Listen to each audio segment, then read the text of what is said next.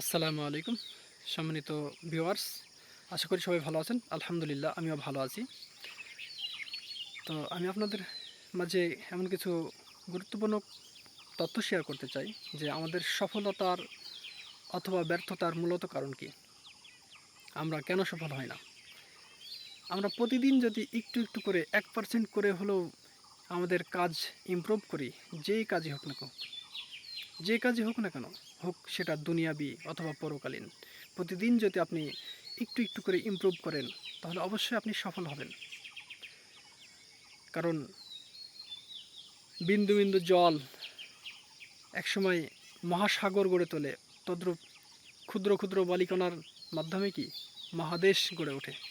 তো প্রতিদিন একটু করে ইমপ্রুভ করেন এবং বিগত দিন, গতকালকে কি কেমন অবস্থানে ছিলাম, আজকে কি অবস্থানে আছি, তার থেকে একটু উন্নতি হয়েছে কিনা সেদিকে আমাদের খেয়াল রাখতে হবে।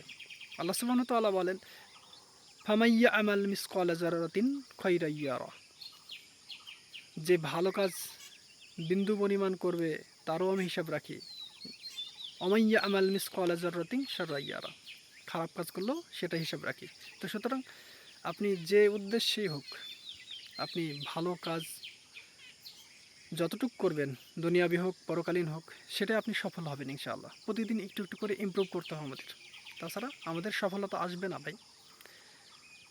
আমাদের সফল হতে হলে নিয়মিত রেগুলার হতে হবে এবং প্রতিদিন আমাদের একটু একটু করে উন্নতি করতে হবে। আশা করি আপনারা বুঝতে পেরেছেন।